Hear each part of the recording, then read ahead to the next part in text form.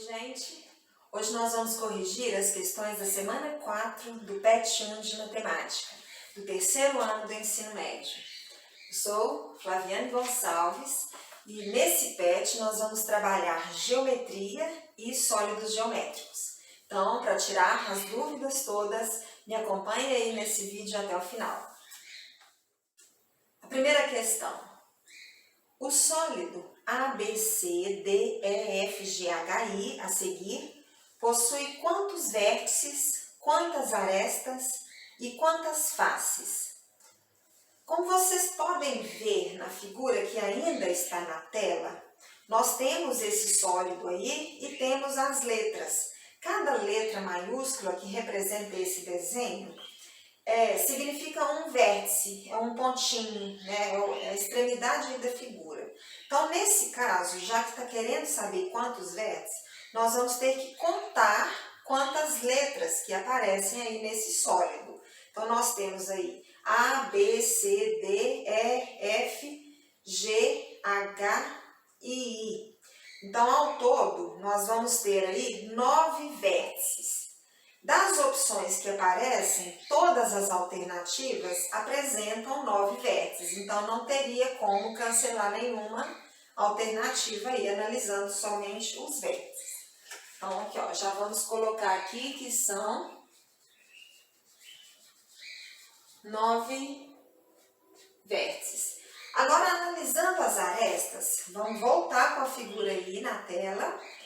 Nós temos que lembrar que arestas são as linhas. Então, a linha que tem aí, ó, de A até B, forma uma aresta. É como se fosse o cantinho aí da figura, né? Uma linha que vai ligar um vértice ao outro. Então, todas as arestas que nós vamos ter aí, nós temos de A até B, de B até C, de C até D, de D até A. Tanto é que fechou essa parte de cima da figura, como vocês veem aí na tela, né? Nós temos a aresta aí de A até E, de D até I, de C até H e de B até F, ligando aí a parte de cima até a parte de baixo. Depois nós temos as arestas EI, EF, FG, GH, HI e temos também as arestas CG, que está aí no meio da figura por trás, né? E CE. Se a gente for contar todas essas arestas que aparecem, serão 15 linhas. Então, nós temos aí 15 arestas. Então, até agora, vértices e arestas já temos pronto. Vamos ver. Vértice não eliminou nenhuma alternativa. Arestas são 15, então nós não podemos marcar a letra A e nem a letra D, porque essas aí apresentam 16 arestas e nós temos 15. Nos resta a letra B ou a letra C. E está pedindo também o número de faces. Faces é cada lado que representa aí a figura. Volta com a figura aí na tela. Se a gente tiver que contar as faces, ó, essa parte de cima, como se fosse a tampa, que é representada pela figura ABCD, vai formar aí um quadrilátero. Isso aí já conta uma face. Então, eu tenho que contar todas as faces. Nós vamos contar a face de cima, a de baixo, as laterais. Agora, nessa parte aí no fundo da questão, no fundo desse sólido, né, nós temos aí os lados CGH, né, acompanha as 3 letras, aí vai formar esse triângulo. Nós temos outro triângulo aí, CF e G. Nós temos outro triângulo aí, BCF. Então, contando todas as faces que nós vamos ter, a parte de cima, a parte de baixo, os lados aí, essa parte aí do fundo do sólido, nós vamos encontrar 8 faces.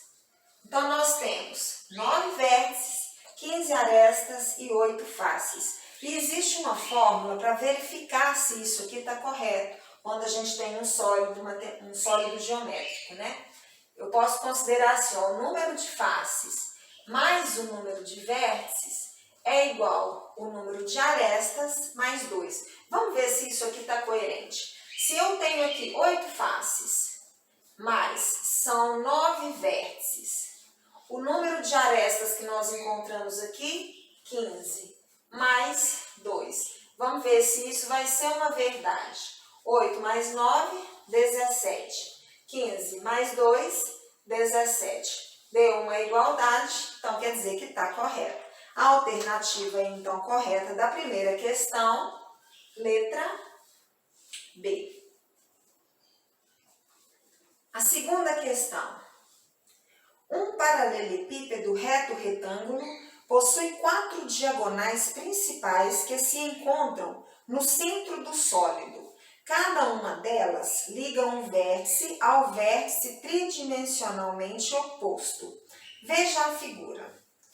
Vamos acompanhar aqui a figura. Nós temos aqui um paralelepípedo. É claro que se fizer com a reguinha vai ficar totalmente certo, né?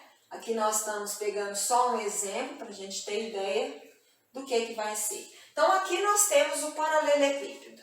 Vou até prolongar aqui como se fosse a parte que está no fundo. Então eu vou só pontilhar aqui. Quando fala em diagonais, nós temos que vai um ponto, né, que vai ligar no vértice oposto, tridimensionalmente oposto, conforme fala na questão. Então, se eu pegar esse vértice aqui, ó, imagina que isso aqui é uma cacheta, esse vértice que vai estar lá no finalzinho. Nós vamos trazer, né, uma linha que vai trazer no vértice que vai estar do lado de baixo, porém na frente. Então, de uma cacheta, ó, essa linha aqui, com essa aqui, nós vamos ligar. Essa parte aqui, ligaria com essa que está aqui, ó, um ponto que está na parte de baixo, na frente, vai ligar com o que está na parte de cima, no fundo. Esse aqui é um ponto que vai estar na parte de cima, na frente, ele vai ter que ligar lá no fundo, na parte de baixo, do lado contrário. E esse outro vértice aqui, nós vamos ter que ligar nesse outro ponto aqui, para poder encontrar todas essas diagonais. Continuando a questão. Se o sólido possui comprimento, largura e altura, então cada diagonal principal tem medida dada por. E foi dada aqui nessa questão a fórmula para a gente poder calcular a diagonal. E a fórmula que a gente usa é a raiz quadrada de A ao quadrado mais B ao quadrado mais C ao quadrado. Lembrando que esse A, o B e o C são os valores apresentados aqui na questão. Aqui o comprimento é como se fosse o valor de A largura aqui, o valor de B, e a altura que nós temos é o valor de C. E todos esses valores aí já aparecem no problema.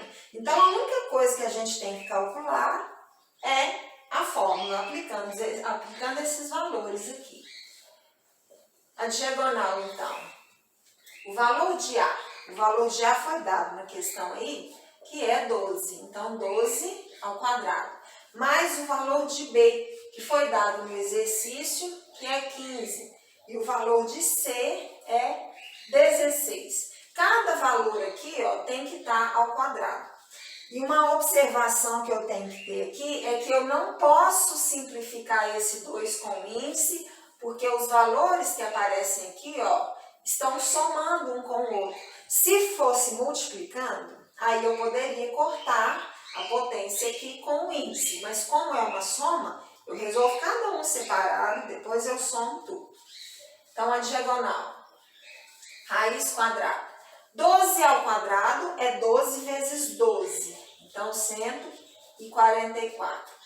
15 ao quadrado é 15 vezes 15, que dá 225. E 16 ao quadrado, 16 vezes 16, que dá 256. Então, vamos colocar aqui a diagonal. Vamos somar todos esses valores aqui.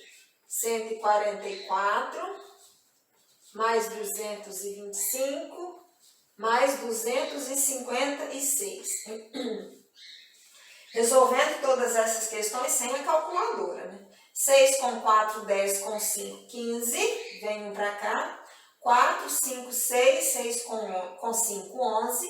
Com um aqui, 12. Vem um para cá. 1, 2, 3, 4, 5, 6. 625.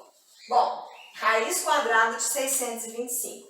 Tendo uma calculadora, a gente já calcula direto o valor da raiz. Mas e se fosse numa prova? E se não tivesse condição de usar uma calculadora no momento? Olha uma forma que a gente poderia resolver para poder calcular essa raiz quadrada. fatoração. Eu vou dividir, já que termina em 5, eu consigo pegar um valor, né, que vai dar aí dividindo por 5. 625, vamos fazer a continha aqui, ó. Se não souber de cabeça, faz a conta. 625 dividido por 5. 6 dividido por 5 dá 1. 1 vezes 5, 5. Vai sobrar 1. Desce o número 2. 12 dividido por 5. 2. 2 vezes 5, 10. Ainda tem o resto 2, mas ainda tem um número para descer. Desce o 5. 25 dividido por 5. 5 vezes 5, 25. Resto 0. Então, essa divisão aqui deu 125, que eu continuo a conta. Eu vou dividir agora o 125 por 5. 100 dividido por 5 já dá 20, né? E 25 aqui dividido por 5 dá 5. Então, aqui vai dar 25. Dividido por 5 dá 5, que dividido por 5 dá 1. Então, olha quantos valores que nós achamos. 4. Eu poderia colocar aqui, ó, 5 elevado a 4, porque esse 4 representa quantos números 5 que nós tivemos na fatoração. Agora, eu posso cancelar. Nós vamos ter 5 elevado a 2, porque aqui era 4 e aqui era uma raiz quadrada. Então, 4 dividido por 2, 2. Nós vamos ter aqui que o valor dessa diagonal vai ser igual a 25, porque é 5 elevado a 2. E a alternativa correta, letra C. Terceira questão. Em um laboratório de matemática, há um cone de acrílico aberto na base e um cilindro de acrílico aberto em uma das bases. Ambos têm o mesmo raio da base e a mesma altura. A professora vira o cone com a base para cima, enche-o totalmente de água e joga o líquido no cilindro. Quantas vezes ela precisa fazer isso para encher o cilindro completamente? Estamos falando aqui de um cone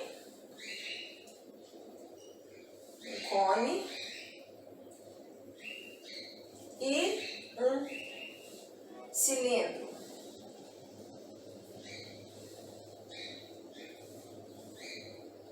Considerando que está tudo certo.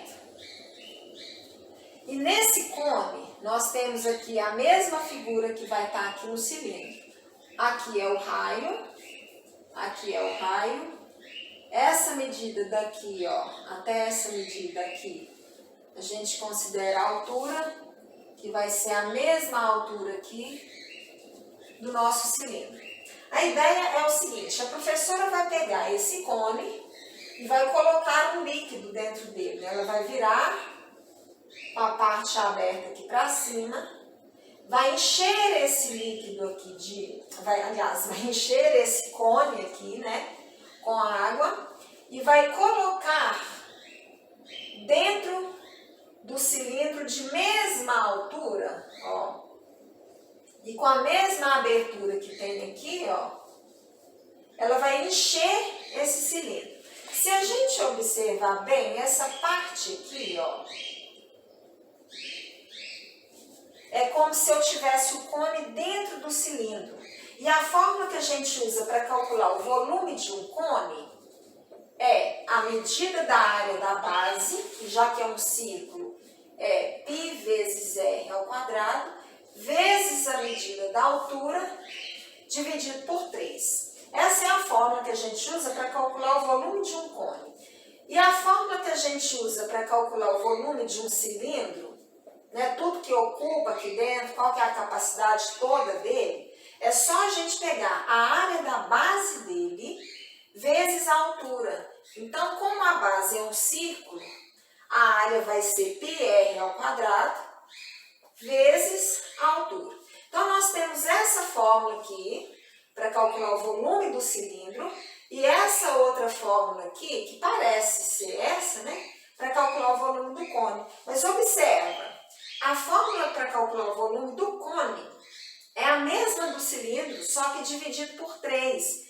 Então, o volume do cone representa 1/3 do volume do cilindro. É como se eu enchesse tudo que está aqui dentro do cone, despejasse o líquido que está aqui, ó, vai ocupar 1/3.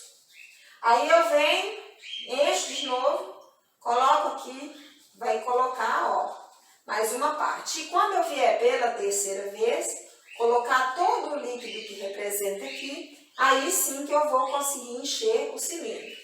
Então, o volume do cone representa 1/3 do volume do cilindro. Então, para essa professora conseguir encher o cilindro completamente, ela teria que fazer esse procedimento aí, né? Encher o cone 3 vezes, o que representa a letra B aí nessa questão. Questão 4. A geometria molecular da molécula de metano, CH4, apresenta-se no formato de um tetraedro regular, estando o átomo de carbono no centro e os átomos de hidrogênio nos 4 vértices. Veja a figura a seguir. Na química, estuda-se que o ângulo HCH tem valor aproximado de 109 graus e 28 segundos. Valor esse que pode ser obtido por meios puramente matemáticos. O valor exato é tal que o cosseno do ângulo é igual a menos 1/3. Suponhamos que o comprimento C da ligação CH seja igual a 1 angstrom, que é 0,0000, aí tem um monte de zero aí, como vocês veem na figura, né?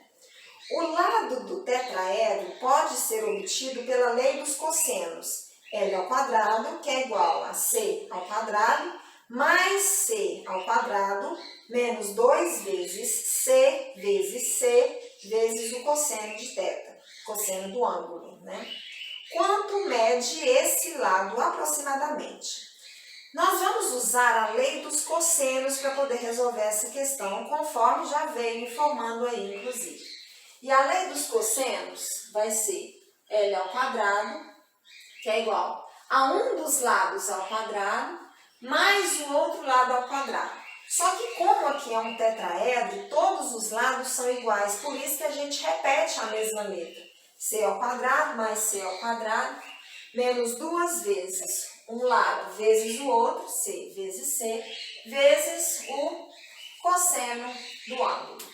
Então, nós temos aqui o valor do cosseno, que já foi dado no problema, né, que aí vale menos 1/3. Então, nós vamos trabalhar com essa parte. E o C representa 1 angstrom, que tem o valor dele aí. Então, nós vamos resolver tudo em função do C, no final a gente transforma, porque aí vai ficar mais fácil. L ao quadrado vai ser igual. Aqui, ó, eu tenho 2C ao quadrado menos 2 vezes C ao quadrado vezes o cosseno, que já vai dar menos 1/3, que já foi falado na questão. L ao quadrado vai ser igual 2C ao quadrado mais, porque esse menos vai multiplicar por esse, então já vai ficar mais 2C ao quadrado sobre 3, porque isso aqui tudo multiplica por 1, e embaixo aqui não tem nada, então é 1 vezes 3. L ao quadrado é igual a 2C ao quadrado, que eu posso colocar em evidência, né? Aqui vai ficar 1 mais 1/3. Coloquei o 2C ao quadrado em evidência, então aqui ficou 1 e aqui está 1 aqui, sobre 3. Continuando aqui, nós vamos ter L ao quadrado, que é igual a 2C ao quadrado. 1 mais 1/3, eu posso calcular o mínimo múltiplo comum. Ó, 3 dividido por 1, que está aqui, 3 vezes 1, mais 3 dividido por 3, vai dar 1 vezes 1. L ao quadrado, 2C ao quadrado, que vai multiplicar 4/3. Então, L ao quadrado, 2 vezes 4, 8, C ao quadrado, sobre 3. Nesse caso, eu vou passar essa raiz para o lado de cá. Então, vai ficar raiz de 8, C ao quadrado, sobre 3. Esse c ao quadrado aqui vai poder cortar. Então, nós vamos ter que o L é igual a raiz de 8/3 vezes c, que é uma unidade aí de Angstrom. Então, aqui, só fazer o cálculo. E raiz quadrada de 8/3, nesse caso, a gente vai ter que ter o auxílio da calculadora aí. Então, eu vou calcular 8 dividido por 3 e vou fazer a raiz quadrada dele. Ó, 8 dividido por 3 deu 2,66, é uma dízima periódica. Calcular a raiz quadrada desse valor vai dar um valor aproximado aí, 1,63299, continua. Das opções que aparecem aí, nós vamos ter, né, Angstrom aqui, nós vamos ter a letra C, que é 1,633 Angstrom. Questão 5. Os mapas da Terra são projeções do planeta, considerado esférico, sobre uma superfície. Um tipo de mapa muito usado é através da projeção de Mercator, que projeta a Terra sobre um cilindro tangente à esfera e depois abre esse cilindro no formato de uma folha plana, como sugere esta figura. Considere que o raio da base do cilindro é igual ao raio da Terra e que a altura do cilindro é igual ao diâmetro da Terra. A área lateral de um cilindro de raio R e altura H é dado por 2πrh. A área da superfície esférica de raio R é dada por 4πr². Gente, no PET essa fórmula veio com uma informação errada. No PET estava 4πrh², mas não tem H. Quando a gente calcula aí a área da superfície esférica, a gente não usa o valor da altura na fórmula, tá? Então, faça uma correção aí, colocando que a área da superfície esférica é 4πr². Então, qual é a razão entre a área lateral do cilindro e a área da superfície esférica? Então, nós temos aqui a esfera, que tem a medida R do raio, e aqui a projeção, né, que veio numa folha aí retangular. A altura dessa projeção era referente ao diâmetro da esfera. E diâmetro é 2 vezes o raio, vai de uma ponta a outra. Então, é como se eu tivesse a altura aqui, ó, 2 vezes o raio. E essa medida aqui, na parte de baixo, é como se fosse o contorno da circunferência. Aqui nós temos 2πr, que é o contorno da circunferência. Só que o exercício está querendo achar a razão. Sempre quando fala em razão, a gente vai dividir alguma coisa. Qual que é a razão entre alguma coisa e alguma coisa? Eu faço uma divisão. Então, aqui está querendo achar a razão entre a área lateral do cilindro. Essa área lateral, nós vamos ter multiplicando, já que é um retângulo, né? Esse lado aqui, que é 2πr, né, que é o contorno, porque essa volta, essa folha era como se ela estivesse dando a volta aqui. Então, é o contorno que eu tenho circular, né, 2πr, e aqui é a altura, que é 2r. Então, essa fórmula para calcular a área, eu vou multiplicar esses dois valores. Então, eu tenho 2πr vezes 2r. Isso aqui é a área do retângulo. A razão entre a área lateral do cilindro, né, que é essa área do retângulo, e a área da superfície esférica, que também já veio a fórmula. A fórmula é 4πr². Então, vamos ver. 2 vezes 2, 4. Π e r vezes r, r². E, coincidentemente, ó, deu o mesmo valor. Então, já que é igual, né, tem o mesmo valor, e a gente tem que calcular a razão, é como se cortasse tudo, ó, e vai dar 1. Então, a razão que tem entre um e outro é igual a 1, o que vai ser a letra A aí no formulário, tá? Com essa questão, nós finalizamos mais uma semana, né, que foi a semana 4 do PET 1 de Matemática, inclusive a última semana desse PET. Espero que tenham entendido. Qualquer dúvida, entre em contato. Estudem bastante, tirem as dúvidas, não deixem acumular atividade e até mais!